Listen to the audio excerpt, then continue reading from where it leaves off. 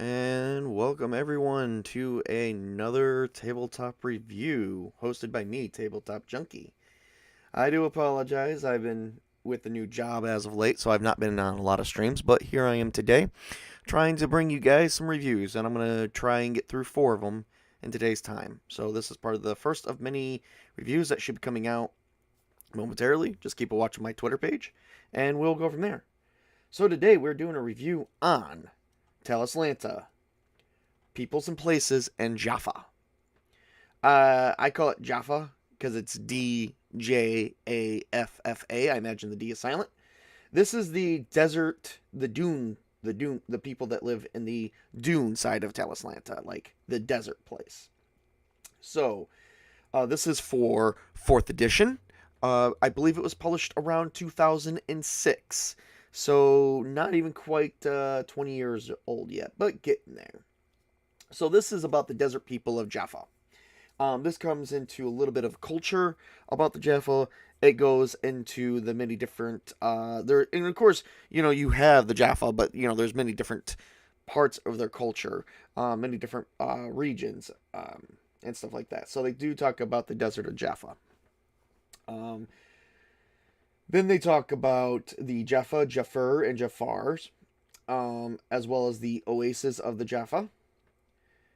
And they actually even have a map of the region of Djaffa, which covers the El Aran, the El Ashad, the Arif, the Rocklands, the Red Desert, the Dakarta, the Nadan, and the Anessa.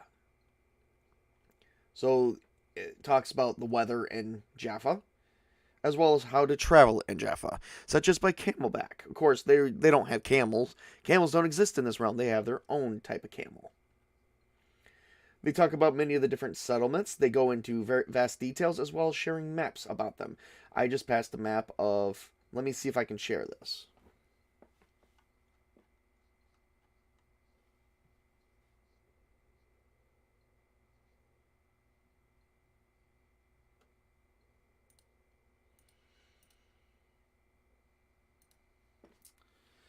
That is a map of the El Ashad settlement. And it does cover in vast description. This is a couple page longs before we go into the El Aran. As you can see, the Arif. Doesn't look like we get much of any other maps. I thought we did, but maybe I was wrong about that. It goes into the ancestry of Djaffa as well as the merchant clans. This is life as a desert nomad.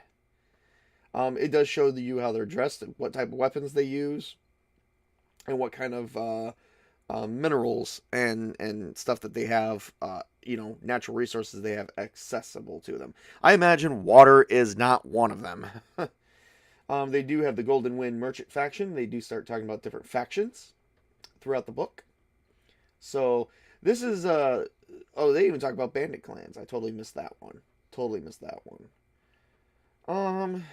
Let's see what else they go into. The masks of the Jafar. And they go into the government of Djaffa, as well as magic and religion, because in Talislanta, certain areas do have their own form of magic that you can't find anywhere else.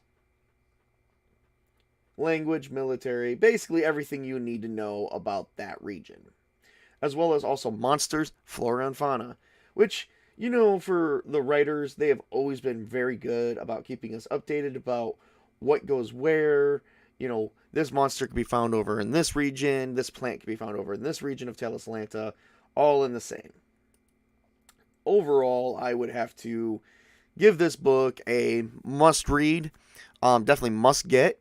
You can get it on the Talislanta website, which I will have a link to that there. It's under 4th edition, Peoples and Places of Djaffa.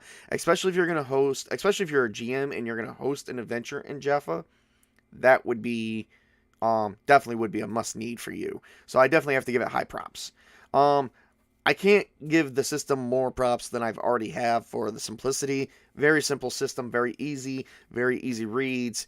Definitely good all the way around. And even for players, if you're going to make a Djaffa type character, best to know and brush up on the history and the culture of the Djaffa. Alright, well that's everything I have at this time.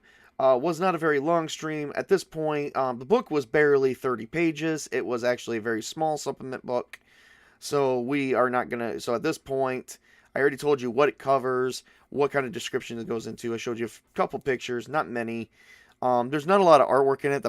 I guess the best part of the artwork is the background and the borders of it. So at this point, there's really nothing else to show.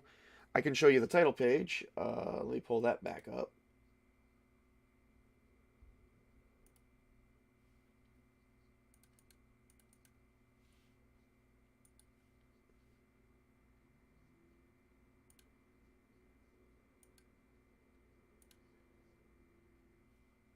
Okay. There we go. Oh, that's one of the monsters from the Desert Palm. This is actually near the end of the book. Oh, and you do get a Jaffa wizard, a Jaffa outcast. They wear different types of masks. Oh, and here, look, here's a map. Totally missed that. I don't know if that's all of Talislanta. It's so sideways, but it could just be of the region, and it has more fill-in spots for you. And let me take you back up to show you the artwork on the title page.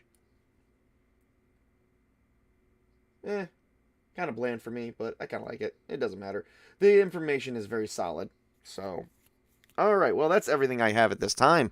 So I do want to say for everyone who's tuned in, thank you so much for tuning in. If you did, for those who are going to tune into the future, welcome. If you definitely like what you see here today, please subscribe. I am trying to reach 100 subscribers while doing this. So, all right, well, that's everything I have this time.